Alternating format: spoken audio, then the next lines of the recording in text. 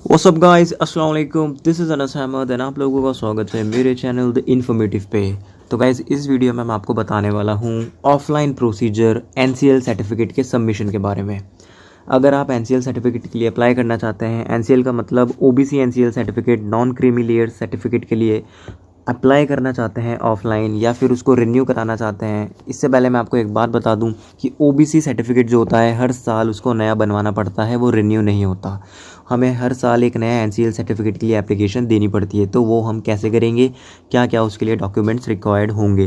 वैसे ये काम मैंने आज ही कराया था, जिसमें मुझे अपनी कॉन्स्टिट्यूंट असेंबली में जाके बहुत धक्के खाने पड़े थे। बहुत बार मेरी एप्लीकेशन रिजेक्ट हुई, मुझे अलग अलग टाइप्स के डॉक्यूमेंट्स को एडअप करना पड़ा था। तो आपको ये सारी चीज़ें झेलनी ना पड़े, इस वजह से मैं ये वीडियो आपके लिए बना रहा हूँ। तो गाइस, सबसे पहले शुरू करते हैं कि अगर आप ऑफलाइन ओबीसी एनसीएल सर्टिफिकेट के लिए अप्लाई करना चाहते हैं तो कौन कौन से डॉक्यूमेंट्स जो हैं वो आपको रिक्वायर्ड होंगे, मतलब कौन कौन से डॉक्यूमेंट्स आपको डालने पड़ेंगे।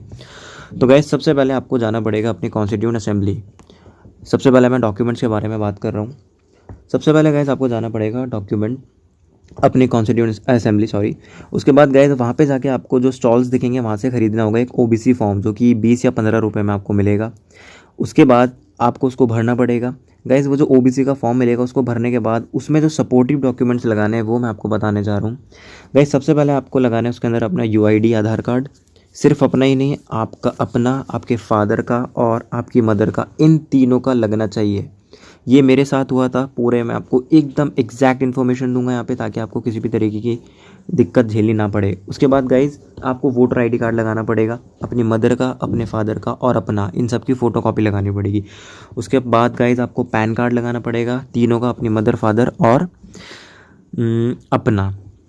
उसके बाद गाइज आपको लगाना पड़ेगा अपने ओबीसी फॉर्म के अंदर 3 साल की आपकी बैंक स्टेटमेंट, जो कि रिसेंटली आपने उनको अपडेट करवाया था। जो आपकी पासबुक होगी उसकी 3 साल की बैंक स्टेटमेंट्स वो आपको अपने ओबीसी फॉर्म में लगानी पड़ेगी।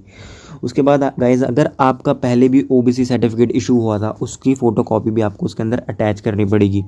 ये सब करने के बाद गाइज आपको अपने मदर और फादर का एफिडेविट भी लगाना पड़ेगा, जिसमें ये लिखा हुआ होगा कि जो भी इन्फॉर्मेशन आपने अपने ओबीसी फॉर्म के अंदर भरी है वो लीगली राइट है, एकदम करेक्ट है, उसके अंदर कोई मिसरिप्रेजेंटेशन नहीं है।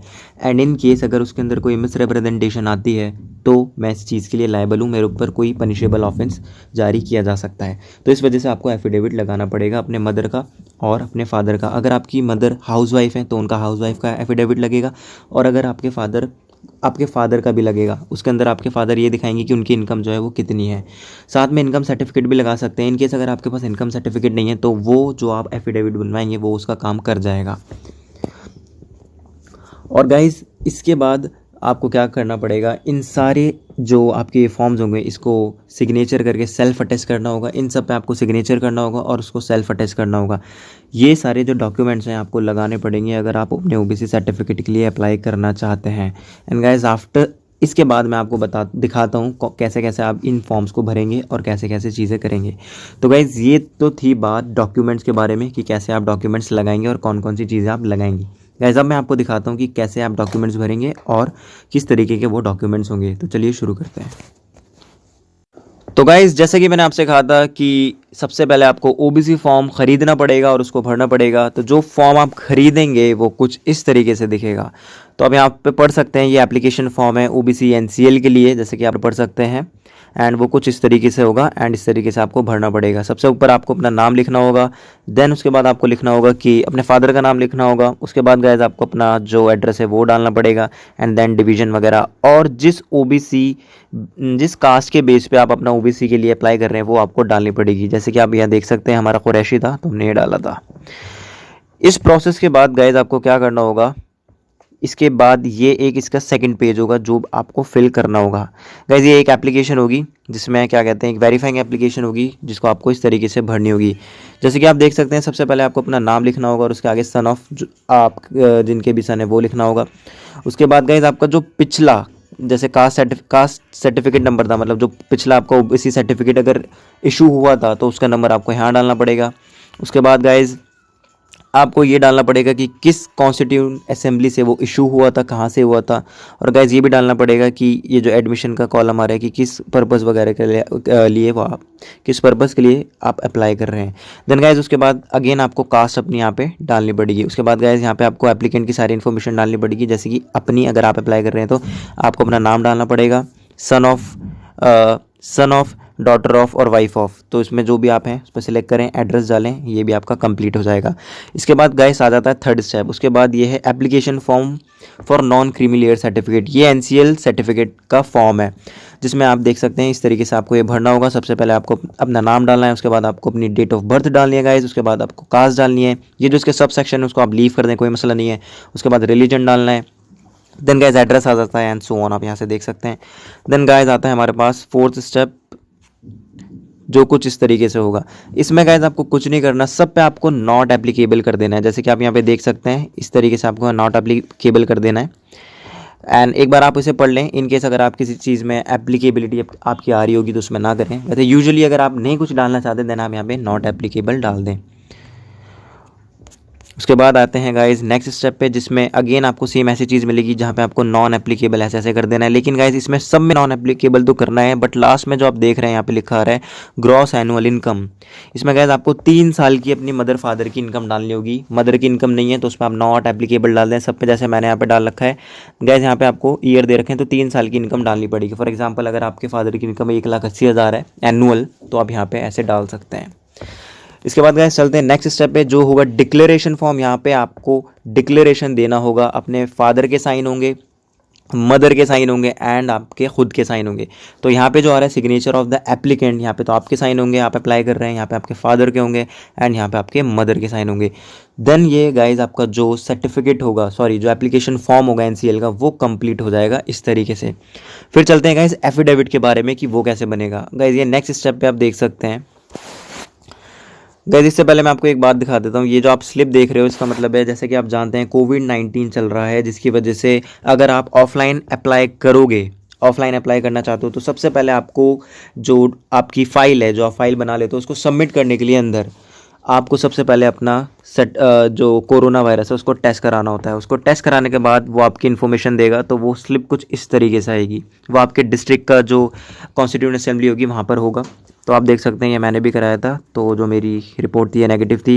जब आपकी नेगेटिव होगी देन आपको अलाउ किया जाएगा अंदर जाना, अदरवाइज़ आपको वो अंदर बिल्कुल नहीं जाने देंगे। तो आप इस बात का भी खास ख्याल रखें, वहाँ पे कोरोना वायरस का टेस्ट हो रहा होगा तो सबसे पहले आप वो करें। तो वैसे उसके बाद जैसे कि मैंने बताया ये सारे ओबीसी फॉर्म में ये सब चीज़ें लगाने के बाद आपको एफिडेविट लगाना पड़ेगा। तो एफिडेविट गाइस कुछ इस तरीके का होगा, जैसे कि मैंने बताया था फादर का एफिडेविट भी लगेगा, तो ये मेरे फादर का एफिडेविट है। तो गाइस ये कुछ इस तरीके से होगा। ये आपको खुद इसमें कुछ नहीं करना होगा, ये आप वहाँ पे जो स्टॉल होंगे वहाँ पे जाएं, जो एडवोकेट्स बैठे होते हैं उनके पास जाएं, उनसे आप कांटेक्ट करें। वो मैक्सिमम 150 से 200 रुपये लेंगे, वो आपका ये प्रॉपर काम कर देंगे। जैसे कि आप ये देख रहे हैं नोटरी वगैरह, ये वो सारी चीज़ें बना देंगे। ये गाइस आई थिंक एक नई चीज़ इंक्लूड हुई है जिसकी वजह से 200 रुपये खर्च होना तो समझ लो अनिवार्य होता ही होता है। You just have to spend your money on this. 200-300 रुपये तो आपके जाएंगे ही जाएंगे। उसके बाद गाइस ये कुछ ऐसा होगा जैसे मैंने बताया था एफिडेविट, जिसमें जो फादर का एफिडेविट होगा उसके अंदर ये सारी इन्फॉर्मेशन होगी। इसमें आपको कुछ नहीं करना, वो जो एडवोकेट्स होंगे जिस पे भी आप जाएंगे वो सारा काम खुद कर देंगे, जो वकील होंगे। ये देन गाइस मदर का हाउस वाइफ के लिए, अगर वो हाउस वाइफ हैं तो गाइस आप ये देख सकते हैं ये कुछ इस तरीके से एफिडेविट होगा।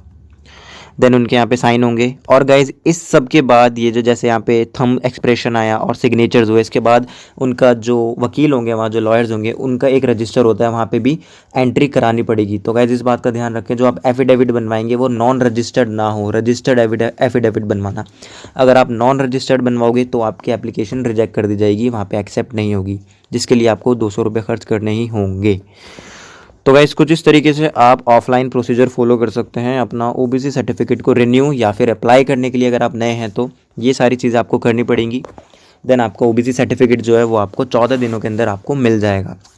और गाइस मैं आपको बता देता हूँ जो एनसीएल सर्टिफिकेट है वो ऑनलाइन उसके रिन्यूअल की एप्लीकेशन हम ऑनलाइन नहीं दे सकते, बिकॉज उसमें ये जो एफिडेविट के सारे सीन है वो होते हैं, जिसकी वजह से we can not do that thing online. तो इस वजह से हमें ये ऑफलाइन ही करना होता है।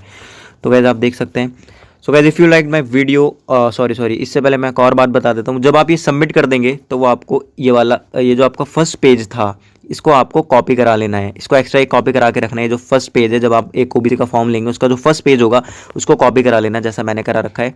तो वो क्या करेंगे, यहाँ पे आपको अटैच करके दे देंगे, इसकी आपको प्रूफ दे देंगे कि हाँ हमारे सबमिट हो गया, अपने साइन वाइन करके दे देंगे, जिससे कि आप इन केस अगर उसको कहीं इंस्टीट्यूशन में लगाना चाहते हैं तो वो प्रूफ होगा, yes I have applied for the same, मैंने उसके लिए अप्लाई कर दिया है एंड मेरा 14 दिन में बन के आ जाएगा। तो गाइज इन कुछ बातों का आपको ध्यान रखना होगा अगर आप ओबीसी सर्टिफिकेट को रिन्यू या अप्लाई करना चाहते हैं। So guys if you like my video and you thought that it was an informative one, so please give it a share, give it a like and also please don't forget to subscribe my channel because it will be good for me. So guys, that's all for today. Allah Hafiz. Meet you in the next video. Thank you guys for watching the video. Cuckoo.